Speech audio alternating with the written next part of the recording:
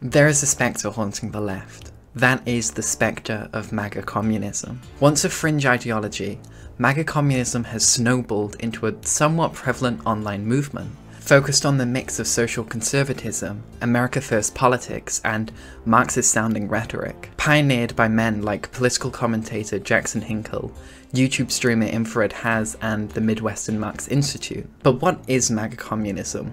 What does it stand for? And why is it fundamentally flawed, and why does it go against the Marxist doctrine? In this video, I will aim to analyse the key points of MAGA communism and argue against it. All the sources I use will be displayed in the bottom left and linked in a Google Doc in the description, with a corresponding number for easy access, such as I did on my video in Zionism. So first, let's take a look at the name.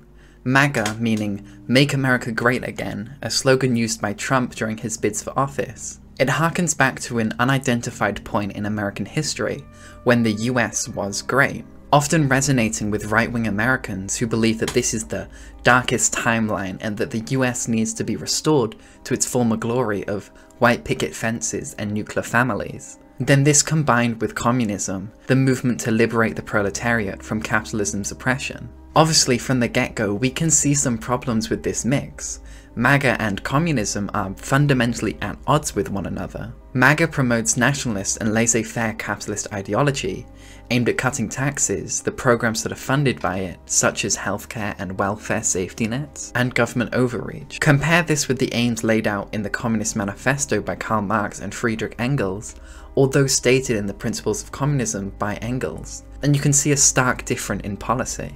Furthermore, if we look at the MAGA Communist Manifesto, posted by Jackson Hinkle, we can see an even further departure from Marx's writings. I mean, just look at this thing. They want to close borders, protect amendments of their liberal bourgeois constitution, nationalize big tech, and at the same time dismantle it, end woke, whatever that means, and anti-fascist street terrorism. And my personal favourite, arrest Soros, Fauci, Gates, and all associates of Epstein. Mr. Hinkle, I hate to break it to you, but if you're looking to arrest Epstein associates, Donald Trump may not be the best guy to base your ideology on. Aside from their word soup of an ideology, they often pride themselves on being the real forerunners of the revolution, the only ones who can cross the gap and reach a handout to conservative America. However, almost a century of American culture has been spent demonizing communism, from the McCarthy Red Scare era to the numerous wars that the US has been involved in attempting to prevent the spread of communism. It's fair to say that a majority of Americans don't know Karl Marx's ideas, and if they do, they tend to view them unfavorably. MAGA communism works to alienate both left and right, leaving only a handful of conservative social democrats who see themselves as much more radical than they really are. Is this an effective strategy for political gains? God no. In fact, we have a pretty good recent example of this. In the UK, we have a form of a MAGA communist party, called the Workers' Party of Britain, headed by George Galloway. Similar to MAGA communism, the Workers' Party of Britain promotes a watered-down socialism, with a socially conservative spin. Guess how well that went for them? In the 2021 Scottish Parliament and Welsh Senedd elections, they won 0.9 and 0.04 respectively, pulling 23.7 thousand votes of a possible 6,548,500 registered voters. And in the recent election, Galloway lost the only seat the Workers' Party held in Rochdale just 5 months after winning it, scraping a measly 0.7 of the popular vote. The people who will vote more socialist economic policies are overwhelmingly young people. Young people are also overwhelmingly more socially liberal, a lost demographic for MAGA communism. On the flip side, those who are more socially conservative are often older, those same people who've been subject to enormous amounts of anti-communist propaganda throughout their lifetime. The Cold War only ended around 30 years ago, and this fear of Marxism is still fresh in many people's minds. Then that's another lost demographic for MAGA communism. Okay, this is a live update halfway through writing the script. The MAGA Com crowd have announced their own political party, the American Communist Party, abbreviated as the ACP. Again, with the Epstein comment, this isn't a great look. I wish I could look at some form of manifesto, but at the time of writing this, the only statement they've put out is how against the Communist Party of the United States of America they are. So if something comes out in the near future, just know that this script was written prior to that, and I'm not intentionally leaving it out. What I can say though is some of the organizations they've listed on their declaration have spoken out saying that they never signed off on it. So take that as you will. Update 2. If you keep up with the Unijoy channel, you'll know that I dropped everything to get the Rainworld video out. Go watch it if you haven't. But some time has passed. I kept that last paragraph in because I think it's really funny that I wrote this essay like 4 days before they announced their party. Truly at the forefront of journalism. But now we can for definite find out what the ACP stand for. Or at least that's what I wish I could say, as no current manifesto or any sort have been published aside from their declaration, which is again discussing why the CPUSA is bad and why they're splitting. There's been a controversy on whether or not the ACP is a crypto scam, with members asking if landlords are proletarian. Infrared has stated that the ACP chapters will be run as businesses and decentralized in their command. It's been entertaining to watch on Twitter, but I'm not really here to discuss Twitter drama. The nationalistic grift is definitely one of the most laughable aspects of MAGA comms, being in direct contradiction with Marxist writings. The communists are further approached with desiring to abolish countries and nationality. The working men have no country. We cannot take from them what they have not got.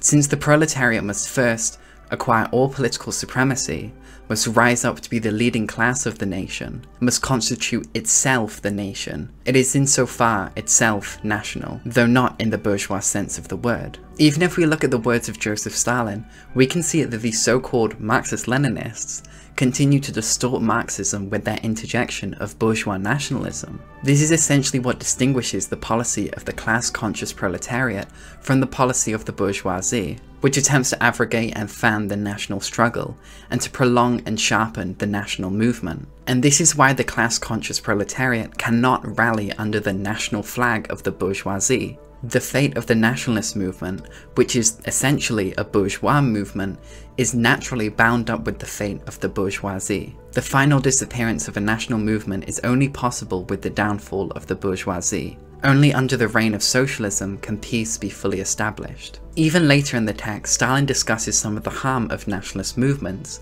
hiding under the guise of socialism. There is no need to mention the kind of socialist principle of nationality glorified by Bauer, which in our opinion substitutes the socialist principle of class struggle for the bourgeois principle of nationality. If national autonomy is based on such a dubious principle, it must be admitted that it can only cause harm to the working class movement. True, such nationalism is not so apparent, for it is skillfully masked by socialist phrases, but is all the more harmful to the proletariat for that reason. We can always cope with open nationalism, for it can be easily disconcerned, but it's much more difficult to combat nationalism when it is masked and unrecognizable beneath its mask. Protected by the armor of socialism, it is less vulnerable and more tenacious. Implanted among the workers, it poisons the atmosphere and spreads harmful ideas of mutual distrust and segregation among workers of different nationalities. He then carries on in a separate text, firmly arguing that socialists, specifically Marxist-Leninists,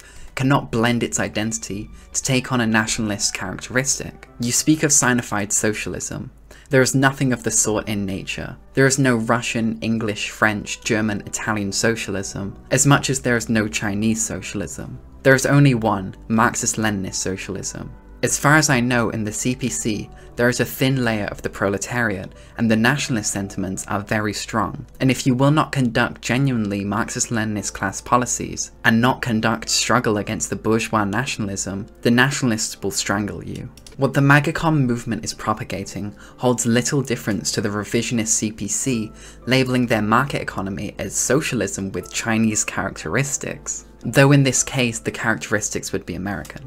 If the proprietors of MAGA communism want to split hairs on whether or not MAGA is nationalistic, as illustrated in Infrared Has' essay, MAGA makes clear that its virtual projection, the Great America, is grounded in concrete necessity, and therefore something real, which is why it must be made great again even if technically there was never a single point in history that suffices to define this greatness. MAGA does not want to return to a period of time, it wants to return to the premises of technomic America time itself, which is wanting of a malign sovereign. The phrasing of MAGA communism means only one thing to the vast majority of people: a nationalist socialist movement. It distorts Marxism to attach its nationalist agenda into a split message. On the one hand, they claim that the MAGA part is just an appeal to the workers of America, to those who feel disenfranchised by the American political system, while on the other hand, they champion American nationalism, stating that if you love your country, you should be a communist. While the former is a baseless strategy, instead of bringing people onto the side of Marxism through education and an explanation of why they're so at odds with the establishment, they've chosen to appeal to their idealism and lure them into a movement that their views are incompatible with. We can clearly see that this is a flawed strategy. The only way for this to work and not leave new members disillusioned is if the latter, that if they truly believe in their nationalism, is also true. That the workers are actually joining in an organization that sucks up to American patriotism. So we're left with two situations. Situation A, they're lying to the MAGA voters, integrating their reactionary beliefs into the general base of Marxist proletariats. Or situation B, they are lying to the general base of Marxist proletarians about their true belief and aims. A continuous point that MAGA communists often bring up is the stature of Donald Trump and his position in the American political sphere. Many MAGA supporters view Trump as an outsider to Washington, an anti-establishment renegade who set out to drain the swamp and take on the political status quo. We hope the great leaders and figures of the MAGA movement will endure the coming realignment and join forces with all genuine partisan forces into forming a real working class third party. Trump, for his part, while having been a real political outsider, is being blackmailed and is embroiled in politically motivated lawsuits, and is being targeted by the FBI. Whatever happens to Trump, the spirit of the MAGA movement must survive, because 2016 was only the beginning. We believe that the MAGA movement has the potential to be turbocharged into a revolutionary movement by,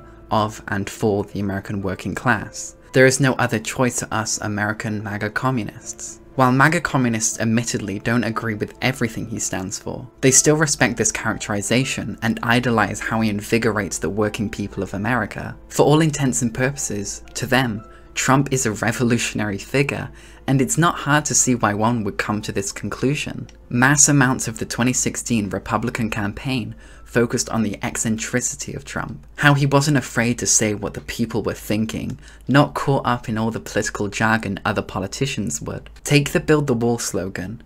No other politician would advocate for this because of how outlandish and infeasible a task like this would be.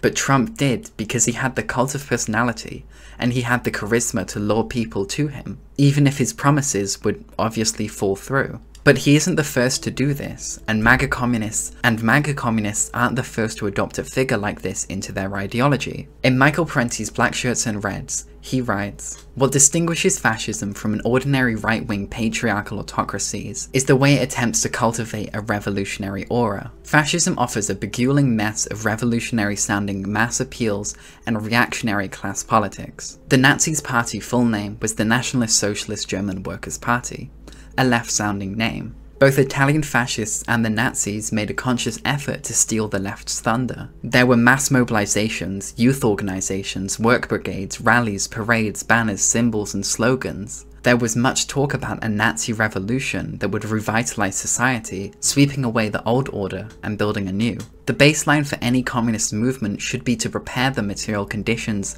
for revolution and establish a dictatorship of the proletariat, or some form of worker control over society. But from looking at their manifesto, this is absent, even in some cases openly vying to uphold the current form of government. For example, cut the military budget, protect the Second Amendment, and no open borders. These are all signifiers that revolution is not aimed at by MAGA communists, but instead at internal change. The power of the state is not being passed to the proletariat, and the old state machine is not being smashed. The aesthetics of revolution are here, the powerful speeches and the controversial stances, but when you get down to it, MAGA communism is not really wanting to overthrow anything, taking a stance much more aligned with social democrats.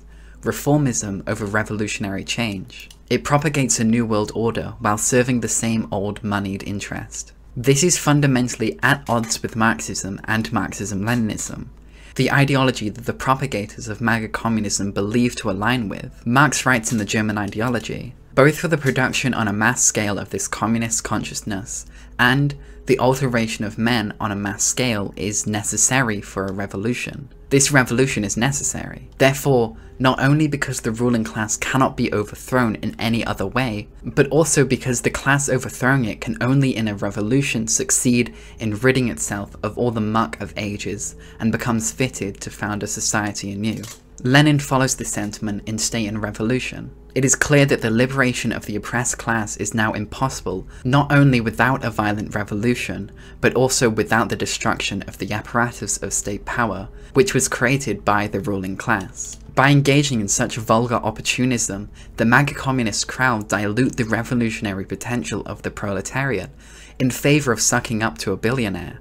Communists putting their faith in the charisma of a billionaire. It is not communism that they want to achieve, but a doctored version of nationalistic social democracy. This type of class collaboration has been argued against for centuries, even with Marx reiterating the point originally made in the Communist Manifesto, but reused in Critique of the Gotha program. Of all the classes that stand face to face with the bourgeoisie today, the proletariat alone is a really revolutionary class. The other classes decay and finally disappear in the face of modern industry, but the proletariat is special and essential product. If you want to understand more about the fascistic elements of MAGA communism or the ACP, I would highly recommend you watch Socialism for All's recent videos on the topic. Specifically, MAGA communism is revisionism, Dugin's Fascism, Borderless and Red, and the Rise of MAGA Communism. He's done a lot of the heavy lifting for exposing the underbelly of MAGA comms, and also makes my life a lot easier. In said video, S4A goes over Infrared Haz's essay, The Rise of MAGA Communism, which is the closest thing the ACP have to a manifesto. Another major part of the MAGA communist grift is the near obsession with China, repeatedly citing it as a bastion of success for actually existing socialism. While I won't deny the advancements China has made due to centralized economic planning, at the end of the day, China isn't socialist. Following the Dengist reforms of the 1970s, China's socialist future has been bastardized and infiltrated by capitalist restoration, much like the Khrushchev era of the Soviet Union. We can see that China is not socialist due to the capitalist mode of production still being utilized. As the Red Spectre argues via a quote from Lenin taken from the State lecture, I have already advised you to turn for help to Engels' book of The Origin of the Family, Private Property and the State. This book says that every state in which private ownership of the land and the means of production exists, in which capital dominates, however democratic it may be, is a capitalist state. The machine used by the capitalists to keep the working class and the poor peasants in subjugation. While universal suffrage and a constituted assembly of a parliament are merely a form, a sort of promissory note which does not change the real state of affairs. The forms of domination of the state may vary. Capital manifests its power in one way where one form exists, and in another way where another form exists. But essentially, the power is in the hands of the capital. Whether there are some voting qualifications or some other rights or not, or whether the republic is a democratic one or not. In fact, the more democratic it is, the cruder and more cynical is the rule of capitalism. One of the most democratic republics of the world is the United States of America. Yet nowhere, and those who have been there since 1905 probably know it, is the power of capital, the power of a handful of multimillionaires over the whole of society, so crude and openly corrupt as in America. Once capital exists, it dominates the whole of society, and no democratic republic, no franchise can change its nature.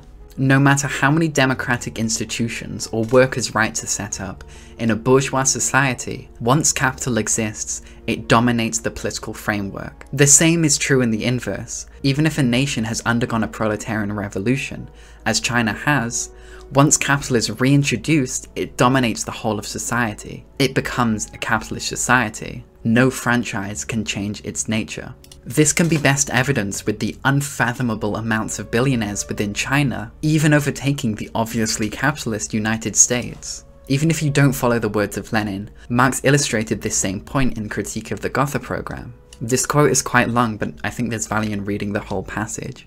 It outlines Marx's replacement of money in socialism with a certificate, voucher, or check system. What we have to deal with here is a communist society, not as it has developed on its own foundations, but on the contrary, just as it emerges from capitalist society, which thus, in every respect, economically, morally, and intellectually, still stamped with the birthmarks of the old society from whose womb it emerged. Accordingly, the individual producer receives back from society, after the deductions have been made, exactly what he gives to it. What he has given to it is his individual quantum of labour. For example, the social working day consists of the sum of the individual's hours of work. The individual labour time of the individual processor is part of the social working day contributed by him, his share in it. He receives a certificate from society that he has furnished such and such an amount of labour after deducting his labour for the common funds, and with the certificate, he draws from the social stock of the means of consumption as much as the same amount of labour cost. The same amount of labour which he has given to society in one form, he receives back in another. Here obviously the same principle prevails as that which regulates the exchange of commodities, as far as this exchange of equal values. Content and form are changed, because under the altered circumstances, no one can give anything except his labour, and because, on the other hand, nothing can pass to the ownership of individuals except individual means of consumption. But as far as this distribution of the latter among the individual producers is concerned, the same principle prevails in the exchange of commodity equivalents, as a given amount of labour in one form is exchanged for an equal amount of labour in another. The existence of wage labour and commodity production makes it clear as day that China has fallen to capitalist restoration, or more accurately, it has failed to advance communism to its first phase. So why do these so-called communists continue to champion it? There are several reasons, so I'll run through a couple I can explain. The first is that China is becoming a new global superpower, almost inevitably going to dethrone the US. This is very attractive for people, especially those with high levels of nationalism, as we see in the MAGA Comm crowd. If we want to save our nation, let's copy what our competitors are doing. If you can't beat them, join them. A second is that Dengism offers a watered down version of socialism, more akin to market socialism. This again can appeal to people as market socialism doesn't have the heavy baggage that comes along with promoting real communist policies. And the third is that revisionism is still very real and a popular path to disfigure Marx's writings. As much as many on the left would hope for, revisionism persists, and the best we can do as communists is to identify it when brought up and criticize its conflict with Marxism, something that MAGA comms are not engaging with. If commodity production is still in action, if the surplus value is still being sucked from workers, and if the billionaire bourgeois class still exists, no matter how large your welfare state is, or how many people have been brought out of poverty, you're not living under socialism. Now this isn't to diminish the plight of the Chinese proletarians who fought and died under the banner of Marxism, nor is it to diminish the work of any nation's proletariat. In fact, I hold great sympathies for their advancements. But when we engage in the ruthless criticism of all that exists, we cannot give ourselves a free pass. And in doing such, there are hard truths that we must stomach. So, what is MAGA communism? It is a reactionary, revisionist ideology which attempts to mystify the conservative working class with the promise of market socialism wrapped up in a Marxist-sounding package. I hope I've helped anyone trying to learn more about communism and that this video was enjoyable to watch. Remember that video essays and TikToks are not a substitute for reading Marx, and you'll learn exponentially more by actually reading from the source, rather than people talking about it online. I have been Unijoy, and you have been entertained.